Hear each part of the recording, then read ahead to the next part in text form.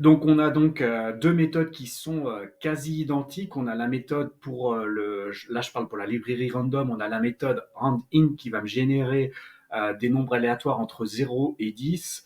Et la même chose avec celui-ci, sauf qu'avec la méthode randrange, il y a deux différences par rapport à celle-là. La première différence, c'est que la valeur finale qu'on va lui donner va être exclusive, ça veut dire qu'elle va pas être inclue dedans. Donc, si on veut exactement le même comportement entre randint et randrange, la solution à faire, c'est de faire comme ça.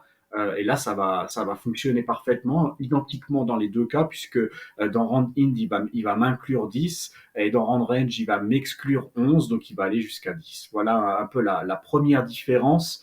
Et il a expliqué dans la documentation que c'est pour, ici avec randrange, c'est pour rester un petit peu dans l'équivalent Python, où en général, dans la plupart des méthodes et des fonctions sous Python, la valeur finale est généralement exclusive. Donc c'est un petit peu l'idée. Et il y a aussi il y a un troisième paramètre qu'on peut lui spécifier dans randrange, c'est le step. De base, le step, il est à 1.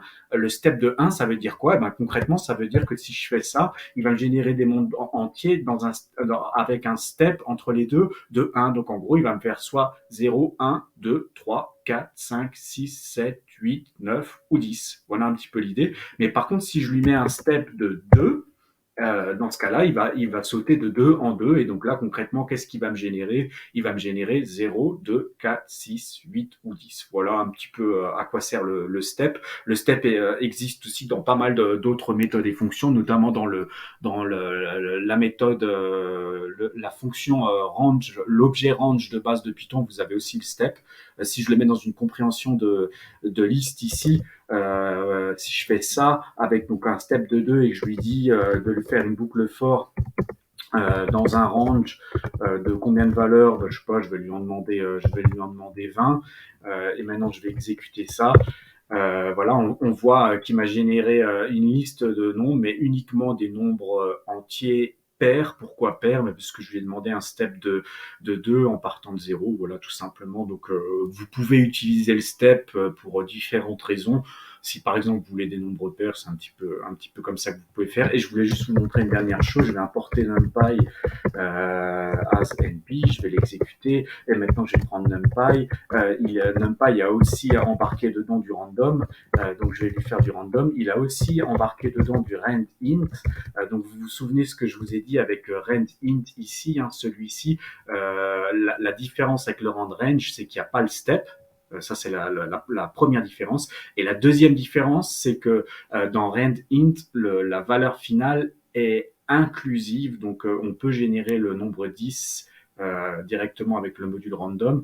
Donc NumPy, lui, embarque du random, embarque aussi la méthode randint, et je vais voir comment elle fonctionne. Donc je vais lui poser la question, je vais l'exécuter, et qu'est-ce qu'il me dit? Il me dit qu'on peut lui mettre une valeur low, donc une valeur basse, une valeur haute. On peut lui dire le nombre de générations qu'on veut dedans, hein, parce que NumPy, en fait, à la base, c'est pour générer des arrays, donc des listes. Donc je peux lui dire, par exemple, que je veux 0, 10 et combien de valeurs.